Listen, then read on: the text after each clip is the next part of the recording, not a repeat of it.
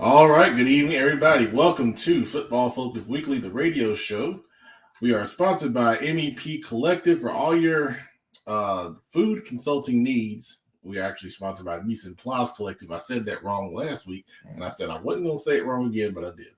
But anyway, for all your food consulting needs and more, make sure you visit mepcollective.com.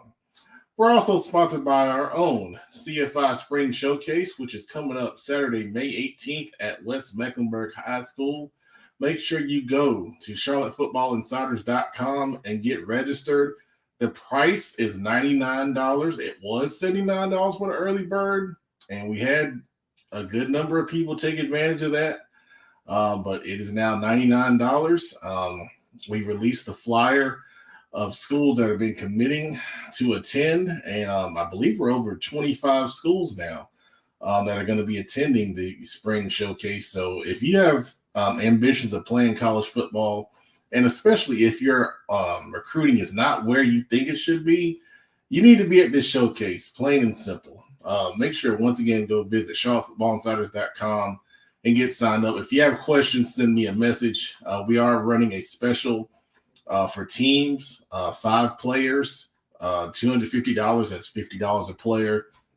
You can't beat that deal. I see people signing up to go to, camps all over the Carolinas and beyond. Each of those camps costs $50, and then you got to figure in gas, time, and that's just for one school. We're bringing you 25 schools in one location, and you can get that for as low as $50. I mean, you can't beat it. You can't beat it.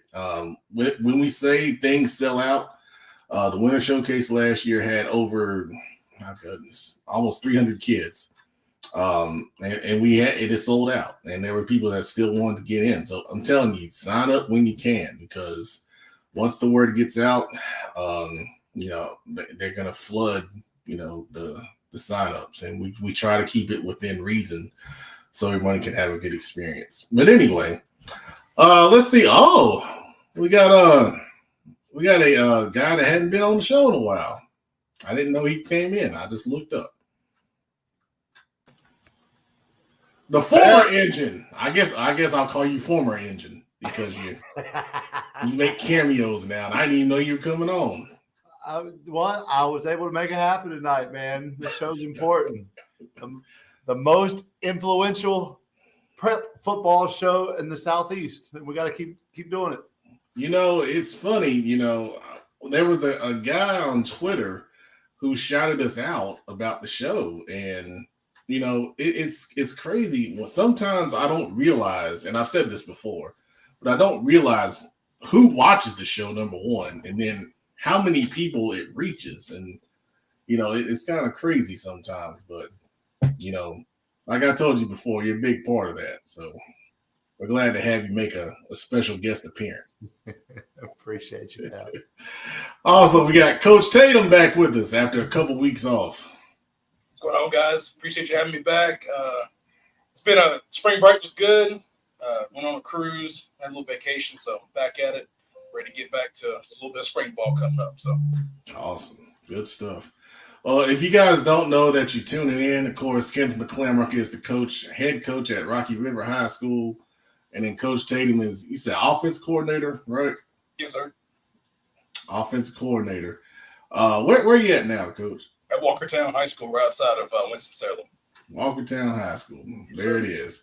And then the other crew members that you guys know and love will also be joining us at some point. They're always late, so I'll dock them their pay. You don't tell them that. All right, so let's see. Keondae Marsh, talented center from Huff High School, tuning in. Good to see you. Super talented. Yeah. Offensive line MVP. Yeah. Sure was. CFI Showcase. Sure was. Kim Watts joining us as usual. Coach Mizzle putting them M's up. My God. Everybody wants to talk about Mooresville. Coach Scoot Simmons, Mooresville job's a great opportunity. All right. Good to see you, Coach. And then, of course, on Mooresville night, the chat administrator joins us. He hadn't been here in like 2 months. and then he shows up. Mooresville's in the news. Well, we're going to get to Mooresville, but first off, I have to lead off the show, and we got to talk about this. We got some news maybe about 2 hours before the show. The North Mac job is open. And, out here in the coaching world, when you start hearing rumors and things like that, and then you try to get it verified, and when it came out, I started looking. I didn't see anything, so I said, "Well, let me call Coach McKee." I really like Coach McKee. I consider him a friend. I called him, and we talked for a few minutes, and he gave me his blessing that we could talk about this. First of all, I thought Coach McKee did an amazing job at North. When he got in there, things were not in a good situation, talking about on the field. Looking at how they finished last season, they beat West Charlotte, which, really surprised a lot of people at the time, and they got in the playoffs. And, a lot of young talent on that roster. And, I really, really thought things were going in the right direction, but schools have the right to make changes whenever they want to, make changes. And, that is what has happened, here at North Mac. So first off, I'll start with you, Kenneth. What are your thoughts here? Well, I spent the first 7 years of my career at North Mecklenburg High School, North Mac, Crunk Mac. That's what we called it back then. Loved my time at North Mac, coached some incredible players. Pep, not only did they beat West Charlotte last year, but you have to remember they were a kick away from tying or beating Lake Norman the first week of the season. So I thought things were moving in the right direction. They obviously have one of the top defensive linemen, not only in the state, but in the entire Southeast, maybe the entire country, and Charles House. And things seemed to be going in the right direction. Guys were starting to do the things that they were supposed to be doing to be a successful program. They had basically cut off that flow of kids from North Mac to other schools up the road. So to hear this, it's super disappointing to hear it because Coach McKee was doing a great job. But I'll go ahead and go on record as saying that everything inside of me hopes that Daryl Vereen is the next football coach at North Mecklenburg High School. That Joker, he's a graduate. He's one of the greatest players, not only ever in Charlotte Mecklenburg history, but he's probably the greatest football player ever at North Mecklenburg High School. He was a stud basketball player. He's a stud track guy, 10-4, 100 track guy. And he's been the defensive coordinator there for the last several years. So when we talk about that close Lake Norman game where Lake Norman scored 7 points this past season, that was in large part because of Coach Vereen. So I hope that Coach Vereen is the next head football coach at North Mac. That's well said. And, I started thinking about some of the past coaches at North, and correct me if I'm wrong, but it seems like they go outside of the North Mac family, a good bit when they. Well, you had, going back to 2002 when Glenn Padgett was hired. And then after Coach Padgett, after we left and went to Concord, they brought in Mike Bradley, who was on staff with us. He was our defensive coordinator, had been the head coach, Hopewell before that. I think Coach Russ maybe came after Coach Bradley, and then they might have had another coach. And they've had a bunch of coaches for the last 15 years. Yeah. Coach Mormon obviously was before Coach McKee. But as Tom, that school deserves stability. That school deserves a coach who's going to love them the same way that Dwayne Lewis loves the basketball program, the same way that Leroy Holden loved the athletics program and the basketball program before that. That school has a lot of rich history. There's a lot of tradition there, and there's a lot of love for that school, even inside of the transient community that it's become. There's still a lot of Huntersville people who live and die by the blue and the red. So, like I said, I hope that it's DV, the truth, 22 as I call him. Yeah, he was the truth. I remember, coaching against North, and he was the running back and. Counter right, counter left. Oh, my gosh. Right, read left. That's up and down the sidelines. That was good.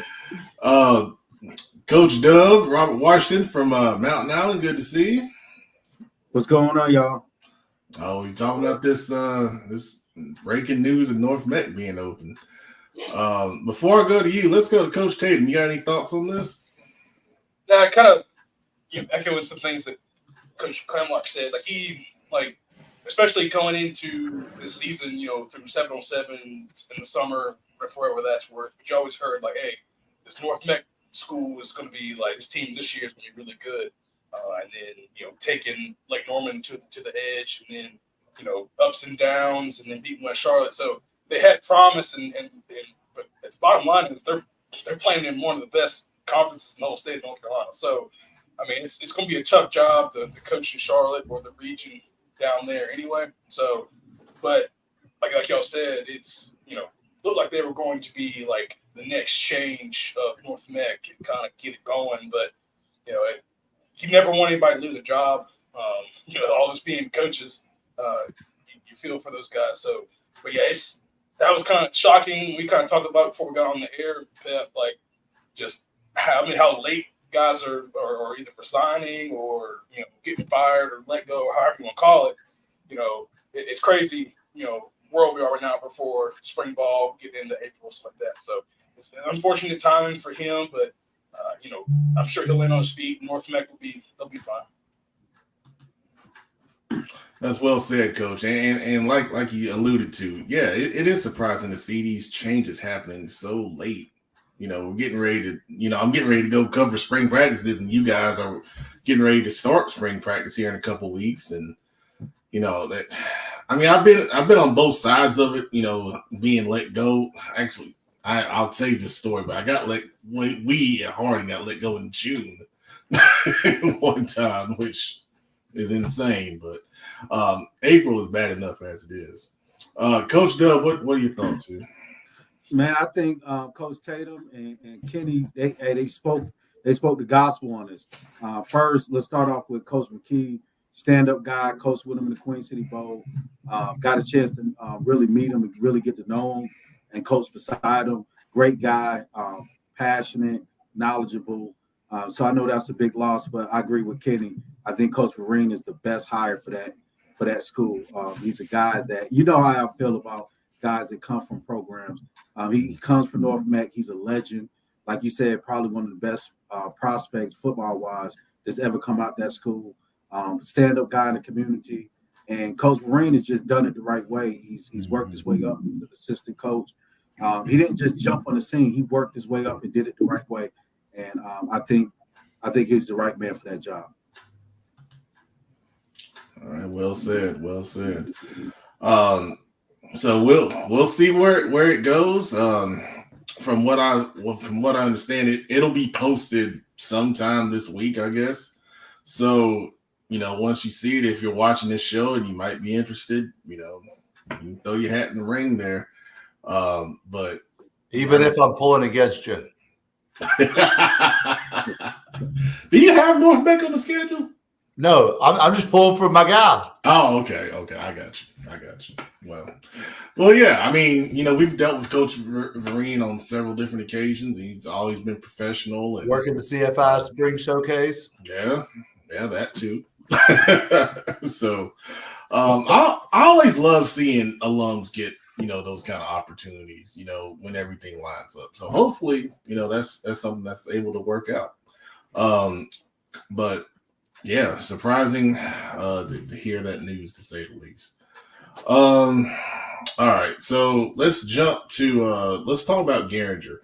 We started talking about it a little bit last week, but we kind of ran short on time, and I wanted to give it a little more time to talk about the whole situation there. So the biggest thing about it is there's multiple layers, to their troubles that they've had the past, oh my gosh, probably 15 years. The funny thing is, I coached against that last Garinger team that was good, that made the playoffs. They actually hosted a home playoff game. I believe it was 2009, 10, around in that era. And the biggest thing was they got a group of guys, and I talked to their head coach at the time. They got a group of guys together. They grew those guys and kept them together. They kept, everybody away from them, which is hard to do, especially now in 2024.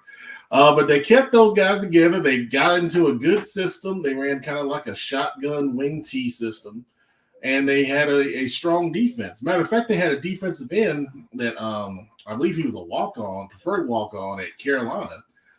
Had like 22 sacks his senior year. I mean, he was an incredible speed rusher. We couldn't block him. It was crazy, but that's where it's going to have to start, man. They have to find a way to get a JV program. The feeders that feed into Garinger are not the strongest. They don't have a lot of participation in their program, so they're behind the 8 ball there.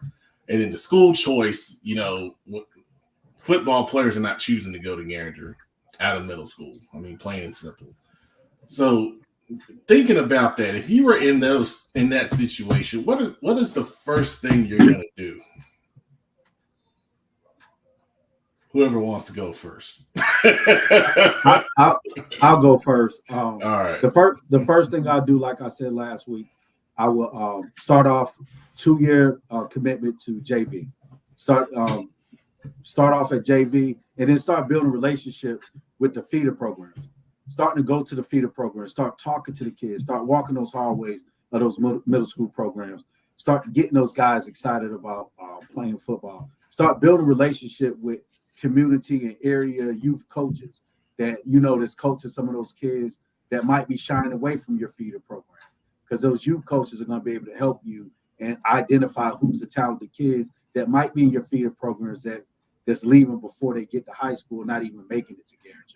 So I would start 2 years with JV, build relationships with the middle school feeder programs, in addition to the local youth coaches, and just take it a step at a time, because if you dedicate 2 years to the program from a JV standpoint, and you're building relationships with the middle school and feeder program, that means when you do start varsity, that your 9th graders are going to be 11th graders, and then your 10th graders are going to be 12th graders. And the guys that you've been pouring into in a feeder system, they're going to be your 9th and 10th graders. So now you know what that process looks like, because success for Garinger, if you win 6-7 games on a JV season, which is possible JV-wise, those kids are starting to know what success looks like. So again, when they get to 11th, 12th grade, they're expecting to win. Now you got a chance to build those kids up within your system. Because again, like you said, Pep, it depends on the system coaching want to implement. Now you're able to have that relationship. You'll be able to implement your system on JV for 2 years, in addition to training your feeder program and the youth coaches on what your terminology and philosophy is.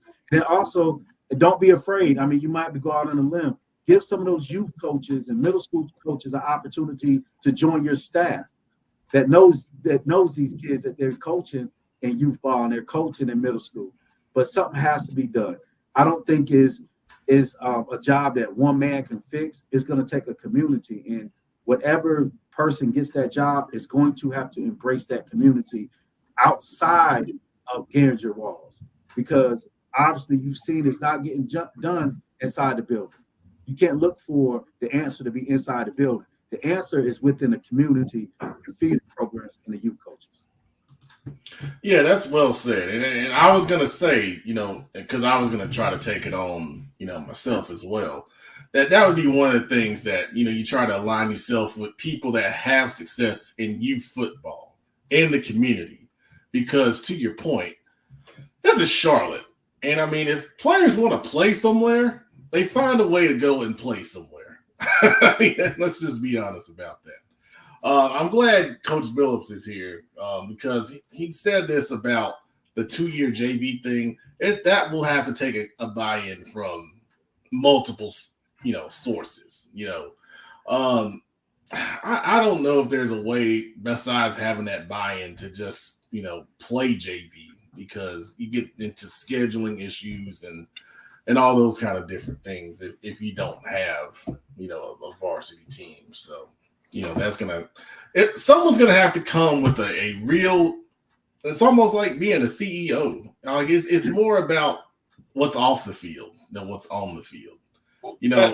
It's going to take somebody's got some thick skin. Like You can't absolutely. you can't go in there for a year and be like, oh, I'm gonna change this around. Like, it's not gonna happen. You can't go in there for 2 or 3 years. It's gonna change it around. Like the Garinger's been Garinger for a long, long time. So it's gonna take a while to change perception of that program.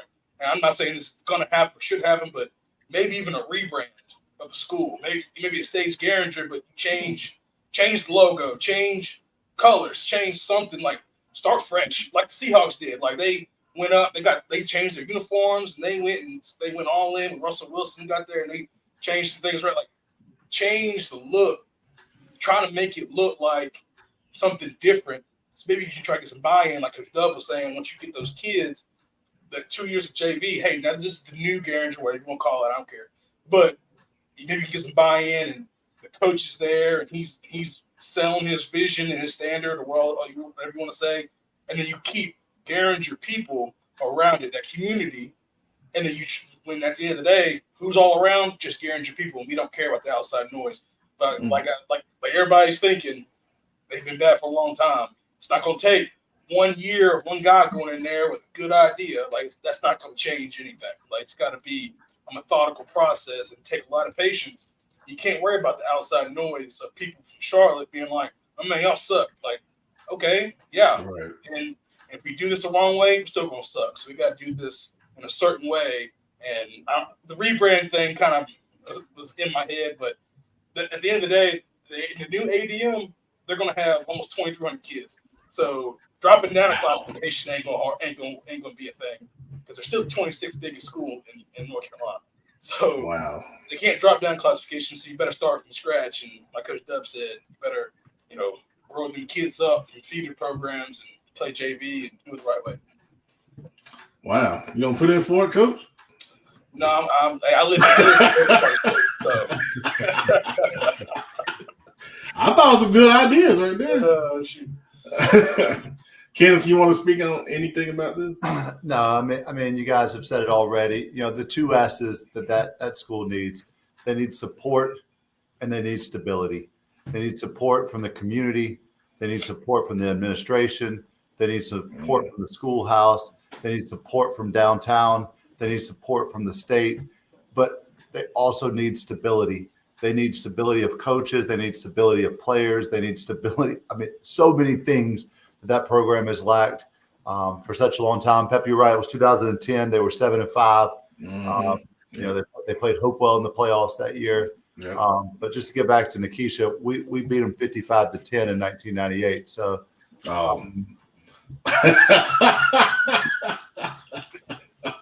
Nikisha is a proud Garinger grad. And my brother, too, even though he didn't play in 98. He was a little later. But anyway. All right. So, more talk about Garinger. We may revisit it, if they do make a hire. And we'll try to talk to whoever they hire on the show and see, what their plans are and what their vision is. So, all right. Good stuff. All right.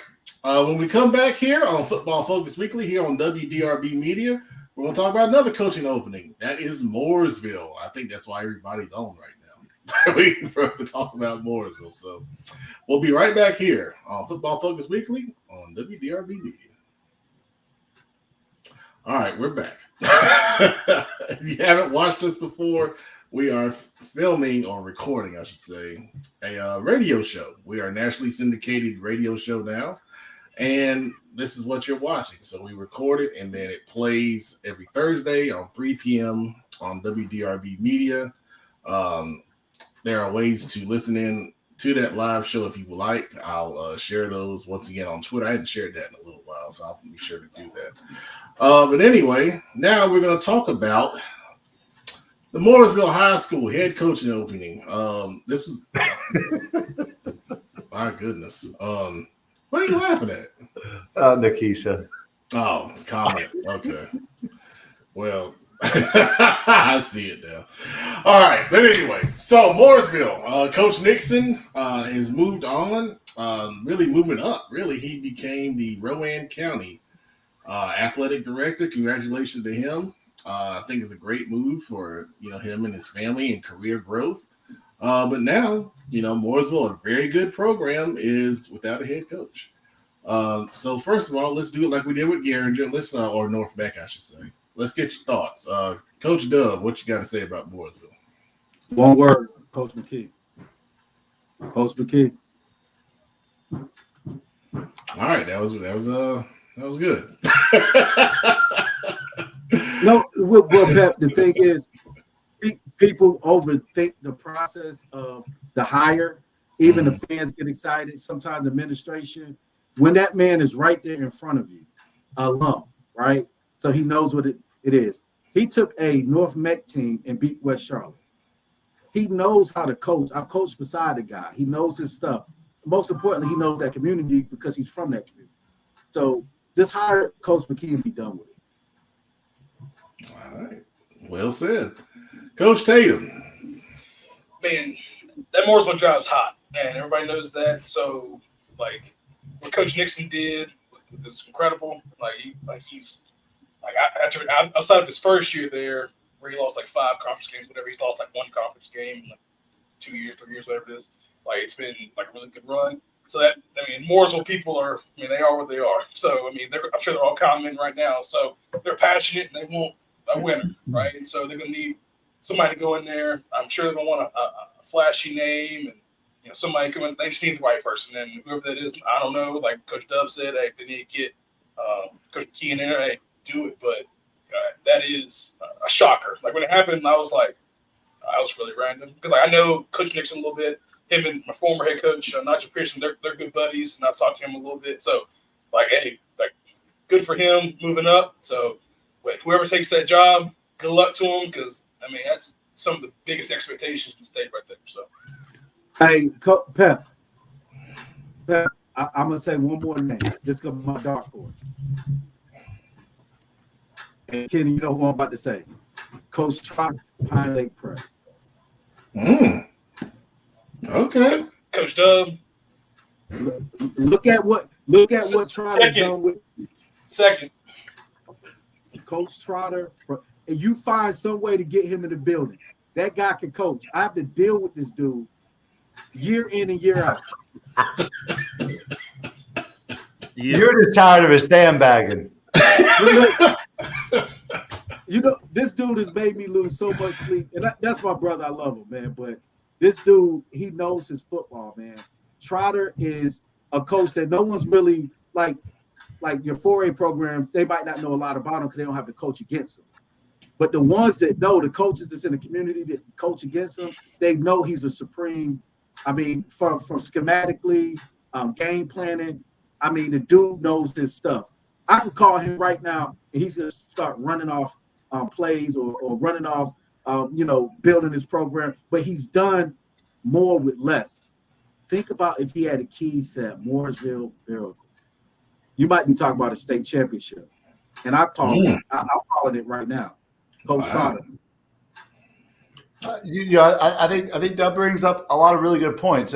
Coach Tatum brought up some great points. There's a lot of expectation at Mooresville. They've got a lot of support. They still drive the big luxury coach buses everywhere they go, from middle school tennis matches with 3 little girls getting off the bus. They're driving luxury coach.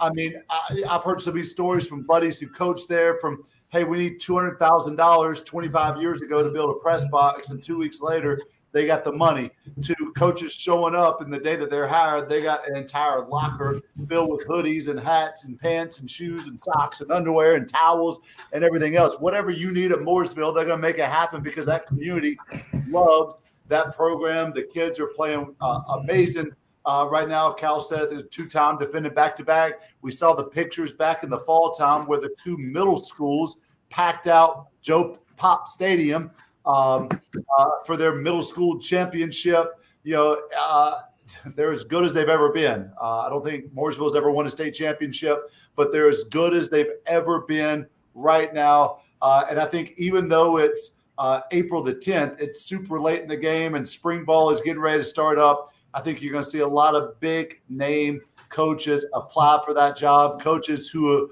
are big names right now, coaches who are out of state applying for that job because they know how much money they can potentially make there because of the booster club and because the community is a single school system, all that kinds of stuff. But I think you'll also see coaches who maybe are in retirement currently who put their name in the hat as well. Not to mention they have some incredible coaches on staff. I mean, DeVore Holman, young coaches like Zach Mayo, Coach Haberkamp. I mean, they've got an incredible staff of coaches, which is why they're winning so many football games right now.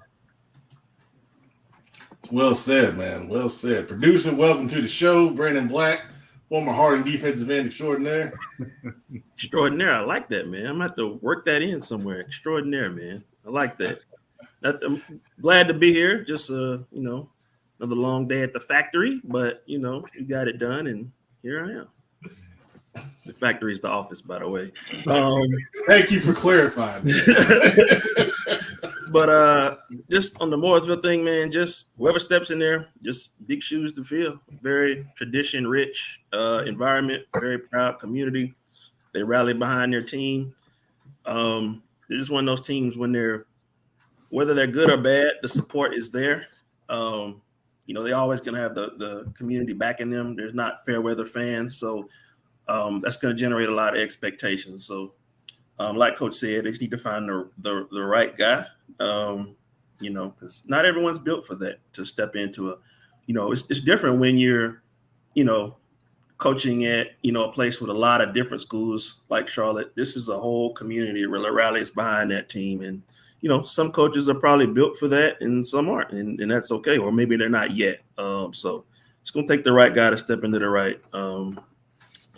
role. But a lot of tradition and the expectations are going to be there right away. It's not a rebuilding thing at all.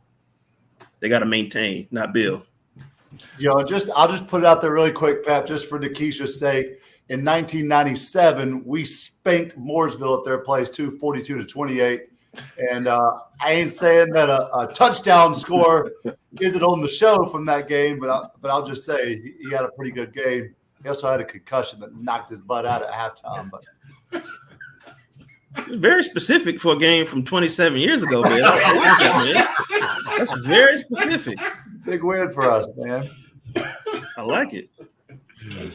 Oh, man. Let's go to some comments here because we got a lot coming in. Let's see. Chad Administrator, let him go first. Says, whoever gets the Mooresville job is walking into a great situation, talent, support, and taking over back-to-back conference champs. Yeah, I mean, they have all the elements that you want right now. I mean, they've got, good-sized offensive linemen. They got Jamari Farmer, who came to our winter showcase, Division I linebacker. They've got a quarterback in Brody Norman that's returning as talented. He's got 2 more years in front of offensive him. player of the year, right? Was he? I don't know offhand. I ain't got to my quarterbacks yet in all of my writing, but they have a receiver in Dominic Morin who just visited NC State. So they've got a lot of talent there. And as you spoke to the coaching staff, they've got guys on staff. You don't have to, depending on who's hired, some guys want to bring in their own people and some guys want to, keep who's there. And it'll be interesting. Like to your point, producer, there's a lot of pressure. There's a lot of pressure coming in to a situation that's ready-made. Some guys embrace that, and then some guys, don't want that. Some guys want to come into a little bit of a building situation so you can do things your way. In a place like Mooresville, they're used to doing things a certain way, and you got to be on board with that, or they're not going to rock with you. So I mean, and you can't, like Coach said, to his knowledge. I mean, I hadn't looked it up or nothing, but to his knowledge, they haven't won a state title. So you have to imagine some people in that community with someone, back-to-back conference champs, some people in that circle are going to say, hey, we need a guy that can get us over the hill and finally put a trophy in the case. So you can't help but think some people in that area are going to be thinking that. So here's the question. You got a program like this that's got all these resources and all this talent. What do they need to get over the hump?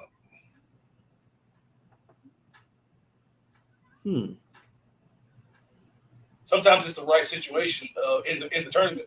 I mean, it's the matchup.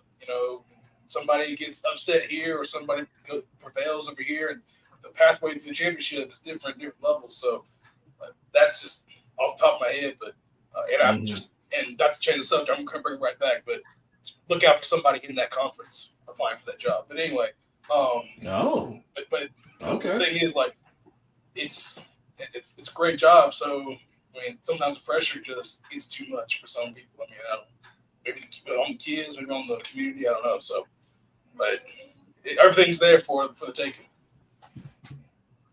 Yeah, and it might, and I think it might take too. Y'all talked about legacy and that tradition. It might take allowing someone to come in there and tweak it a little bit, because if you get somebody to go in there and go with the flow, if you ain't won a state championship, it's gonna have the same end result. Maybe let someone come in there, not totally change it, because culture is everything. They got the tradition, like y'all said. They got some of the best fans out there. I don't think Mooresville fans get talked about enough. They got a really good, solid fan base. But allowing someone to welcome a coach in and let them tweak it a little bit, make a little tweak to the recipe. And I mean, I think they're in position, they're primed for a state championship run. And you got to think, the head coach only took the job because he was getting a promotion. You get what I'm saying? So he's not leaving. He didn't get fired. Oh, no. You're going into a situation where it's already ready-made. That coach has built that program. And another thing that might need to be said is whoever gets that job is going to have the support from the county. They're going to have all the resources. Absolutely. I mean, you're the only show in the town, so yeah. Let's see. Chat administrator says 1961 was their last state title, but doesn't think it was an NCHSAA state title. Was that the Western North Carolina Association back then, or they're in the eastern side? I don't know. They're right in the middle. I don't know. I'm sorry, that don't count. It's invalidated the whole championship. Come on, man. Stand by my statement, Coach Dub. Yeah. None of us was born. No one watching this show was born in 1961. Then it don't count. You're right. It don't count. Come on, man. Let's see right here. So, chat administrator says, speaking as someone that lives here, the head coach needs more freedom to do what they need. They started doing that a bit with Nixon, and you see it paying off. Okay. All right. That's to my point, Pep. Yeah. To my point. Yeah, absolutely. So does that mean more of an outsider than bringing somebody that's from there? Like what? So I don't know if that's what he's meaning. Well, the thing is, they've gone outside. Yeah. The last couple times. Now I remember Thad Wells a couple years ago. Mooresville. Al Caps was before him. Al Caps. Some people said that maybe he comes back. March before him. Elon. Yeah, well, think about this too. And I know I brought the guy's name, Coach Trotter, up, but he's Pine Lake Preps in Mooresville. Mm-hmm. Another realize it's in that area. Also, North Met guy. Yep, Coach McKee. Coach McKee's getting a lot of love in the comments. You want to talk about Trotter? He's North Met guy. Yep. Oh, is he? Yeah. Coach did North Met. He was there before I got there. Hey, maybe they do a switch. Mooresville. Nah, I ain't gonna try to figure that out for him. Hey, I texted Trotter what you said, Doug. He just sent me a laughing emoji. That's all he told me. I'm surprised he's not watching. No, he's at his daughter. I think dance recital. But okay. At the end of the day, I know Coach Trotter. At the end of the day, he's all in with Pine Lake Prep. He's always in with his program. But we just talking hypothetical. I mean, talk about a man of the community, a man who gets community support. Yeah, I'm with it. I just think my thing is this, y'all, and I see it all the time. They go after the names because it's going to be a good job, and I'm an AD myself, and just be looking at different applications when they come in. It's so easy to look at the flash, right? you look at the guys that got the long resumes and this and that and go after their name. And sometimes they don't be the best fit. You know what I'm saying? Like sometimes you might have to bring that guy that can fit in with that culture, that know how to motivate and just different things like that. And that might not show up on a resume. You know that, Kenny. I mean, as a head coach, a lot of what we do won't show up on our resume. So you got to bring somebody in that can get it done. It might not be a name guy, but a quality guy that know what they're doing. All right. Let's see. We got any more comments here? A lot of people talking junk at each other. Well, let me go before we go into my segment where I do my top fives. Kareem Chavez Lopez. Pep, your top 5 running backs list was garbage. You should have had Anthony Hawkins and the running back from Independence in the top 5. Well, Kareem, they're in different classes, so you're going to have to clarify what my garbage is because we don't do it that way. We do 2025 and 2026. Independence running back is 2026. Hawkins is 2025. So if you clarify it, we'll give you some more screen time. That being said, when we come back here, Football Focus Weekly with WDRB Media, I will be doing the top 5 2025 defensive backs in the class of 2025. So we'll be right back here on WDRB Media. All right, we're back, and we're going to give the guys a break, and we're going to go through what these are, which is my top 5 class of 2025 defensive backs. So jumping right into it, number 5, I got Brandon Rose from Mallard Creek. I had a lot of people tell me about this young man since last season. Saw him in person against West Charlotte last year. I was impressed with him. And then on film, even more impressive. 6 foot, 185 pounds. He picked up his first offer from Coastal Carolina. He's got a 3.6 GPA. I think he's on his way to be picking up more offers through the spring and the summer camp seasons. When you look at the film, he's a safety. He has the ability to come down and cover slot receivers in both man and zone. He does a good job of pattern reading and making plays on the football with great ball skills. And then as a safety, it's always good to see that he can do a good job of run support from depth. And he can make tackles in the open field, especially in the screen game. And he did that against some talented wide receivers on film on multiple occasions last year. That's Brandon Rose, who is number 5 in the class of 2025 top 5 defensive backs. Now I got number 4. I got Morgan Litton from Huff. Looking at his film, I was really impressed with him. He can play both corner and safety at a high level. I think he's been coached really well with multiple techniques that he displays on film at both corner and safety. He's got offers from Middle Tennessee, Appalachian State, Liberty, Temple, Coastal Carolina, Buffalo, and Old Dominion. On film, he shows excellent man coverage skills as a safety covering slot receivers. Really good speed and agility in short spaces. He can come up and run support and make tackles, and he makes good reads in general as a defender, especially with taking the right angles on run plays and things of that nature to consistently make plays on defense. That's Morgan Linton, who's number 4. Number 3, I've got Cairo Skanes from Providence Day. I really like this young man. He's 6'1", 180 pounds. Last year, he had 83 total tackles, 50 solo tackles, 6 interceptions, and 5 pass breakups. He was selected as an all-state player. He's got offers from Charlotte, Campbell, Elon, Miami of Ohio, Gardner-Webb, Cornell, and Dartmouth. That was when I wrote this. He's picked up more since then. He's got a 3.6 GPA. The biggest thing when I looked at his film, he loves contact. And I really enjoy seeing that on film from high school prospects. There's several big hits from a solo tackle perspective that really got me excited to go and dig deeper into the film. Cairo does a really good job in man and zone coverage. In particular, there's one clip. Offense ran a switch concept, which basically means the receivers kind of cross to try to confuse the defense.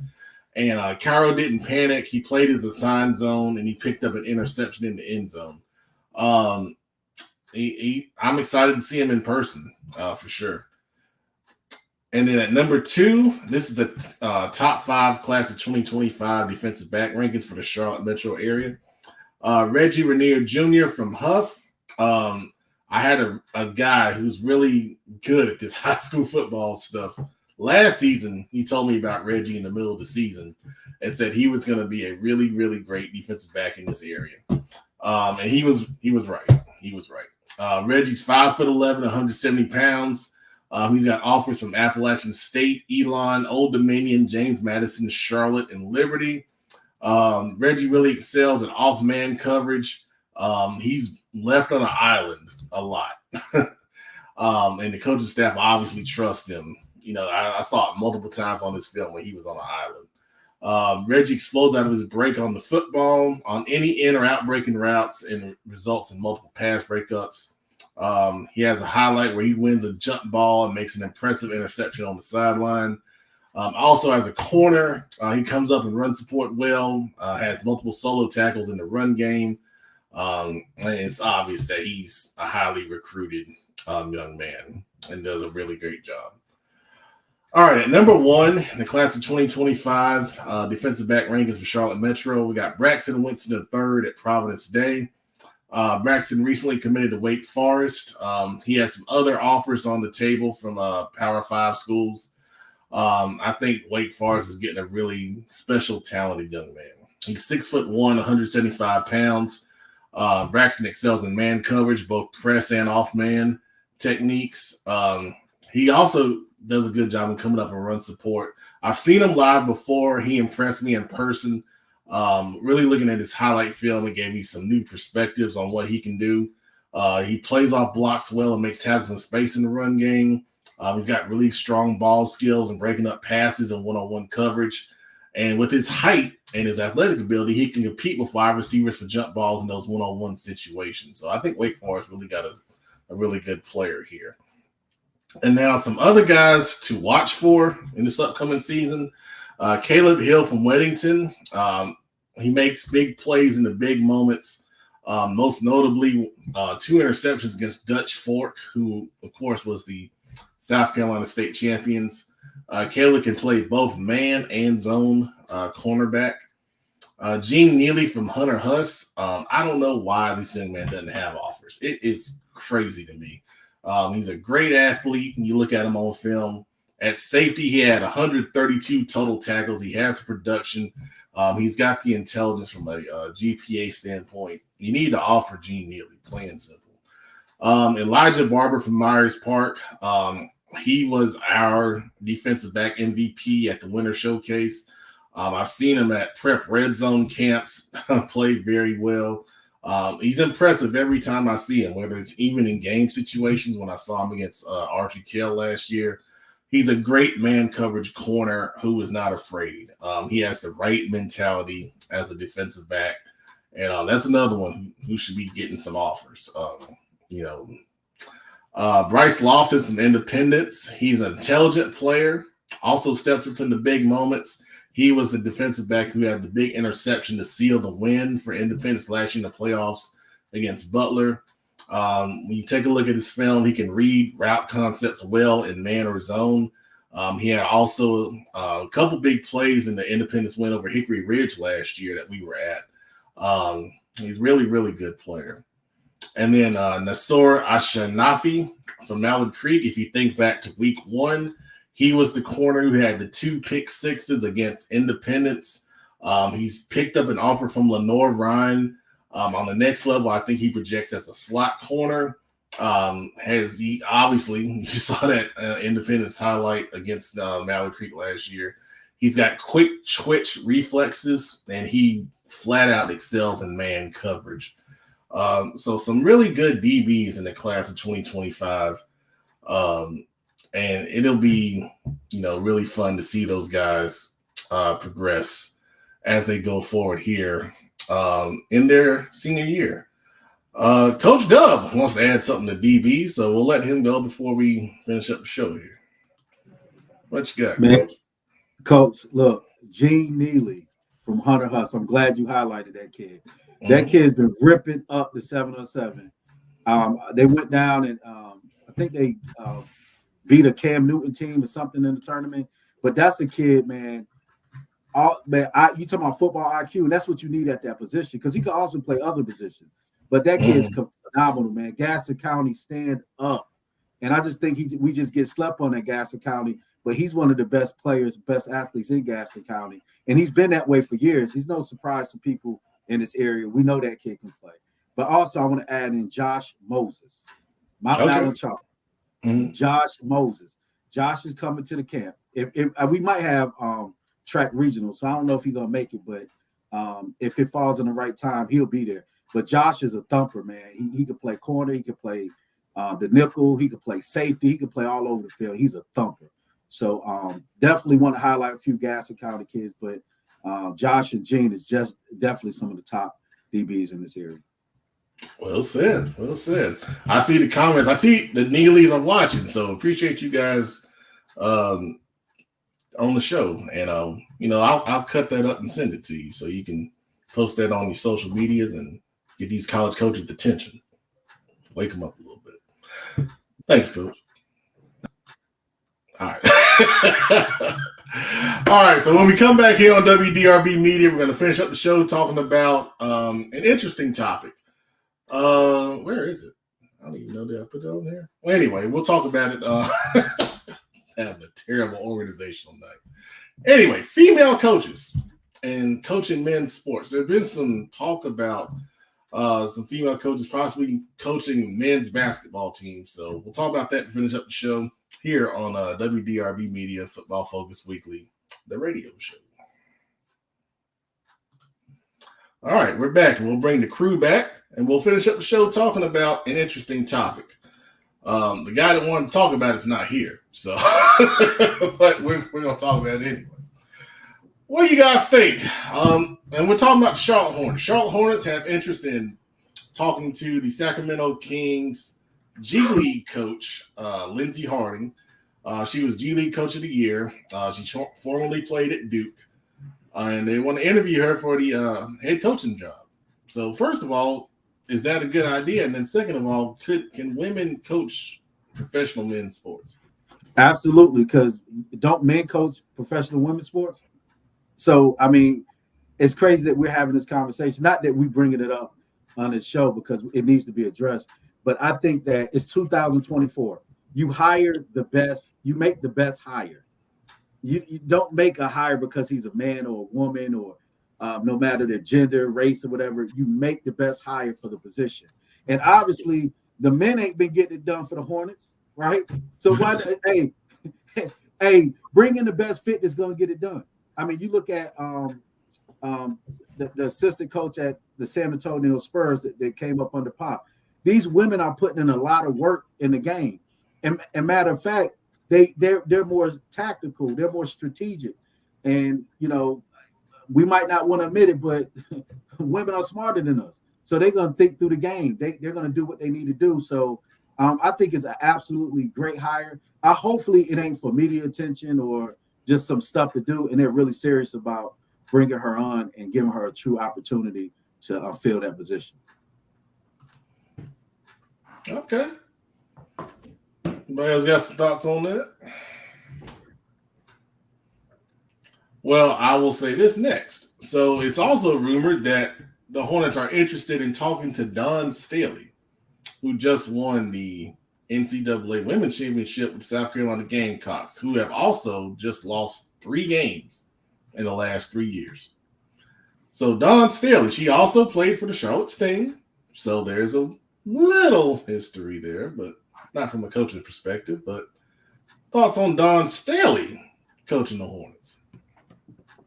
I don't see any reason why she's going to leave where she's at. I mean, she's pretty much in a position she's already in a position where she can access to any girls basketball player in the country. She's got a pipeline rolling. She's going to be able to have first choice, and everyone else have to recruit the girls that she doesn't want. So they can pay her quite well. I just don't see why she would leave a great situation unless she just gets bored one day. She definitely ain't leaving where she's at to come to the Hornets. now or anytime soon.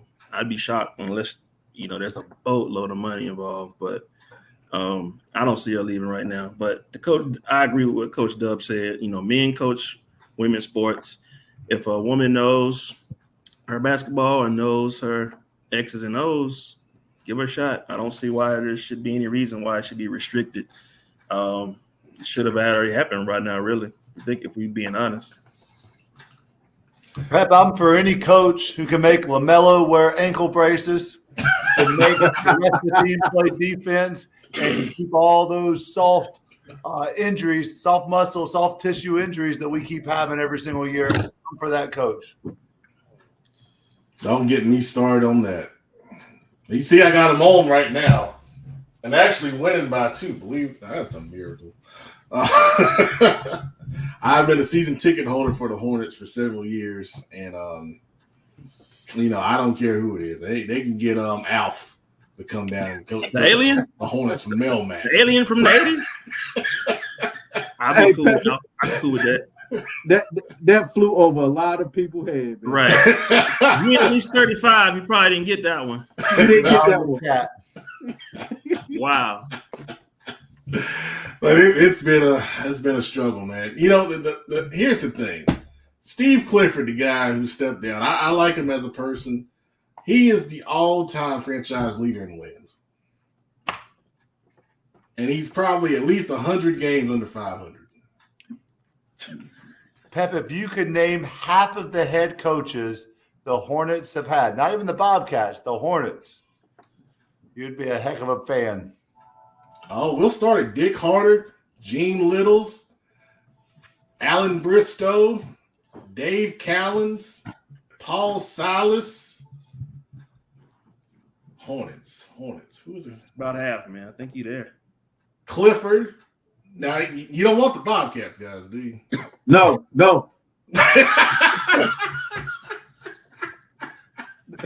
That's a lot of names, and you forgot James Borrego. That's a lot of names in a very short time period, going back to stability, right? Yeah. Oh, man. Hey, Pep, we're not claiming them Bobcat years. They made the playoffs once. Listen, when I Gerald Wallace, I remember. Yeah. Oh, God.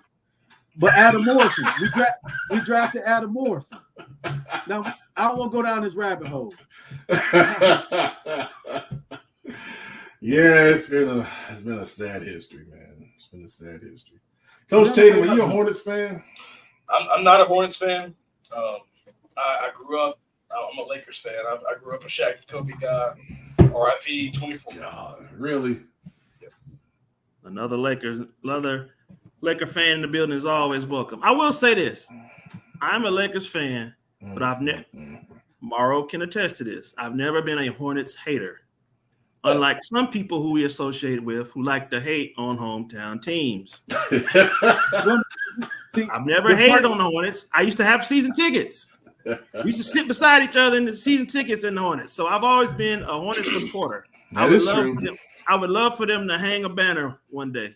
I mean, everything about the Hornets, I think it's dope. Like the logo's dope. I think the colors, the colors, the honeycomb, like shape on the floor, everything. You're set up for success.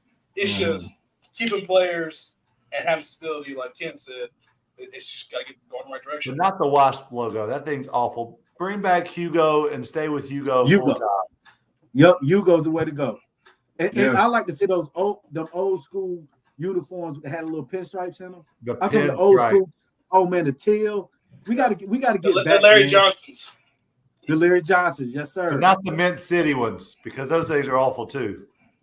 They were on sale last night. I bought one. Yeah, my boys got one. I think they're trying to get rid of them. All right. Well, comments are interesting. People like the Alf reference there. Yeah. Omar Porter checking in with Alf. Yeah. Oh, we neglected to mention. Oh my gosh, Crest, Greg Lloyd, head coach. What do y'all think? Good move. Long. That's not surprising. That's a typical hire for them. And I'm not saying good or bad. That's just a typical hire. And they're trying to continue that success. It's not a bad hire. He's an alum. And Coach Greg Lloyd could coach his butt off, so it's not a surprise. I know people from the Crest side and the Storm outside. Shoot, Kenny's Mountain side. So everybody's kind of in. Well, good for him, and then kind of moving forward. So yeah, good hire, and maybe Crest will get back to winning it. So win the state championship. All right, good. All right, that being said, on behalf of Coach Tatum, offense coordinator at Walkertown, the engine, Kenneth McClurmock, head coach at Rocky River High School, Coach Dub, Robert Washington from Mountain Island, and the defensive end extraordinaire, former Brandon Black from Extraordinary. I like it, man. I'm Pepman Matt Morrow. Thank you for listening to Football Focus Weekly, the radio show here on WDRB Media. Make sure to keep it locked in every week for the best radio show or football show, high school football show, in the Carolinas and beyond. I need a drink. Good night.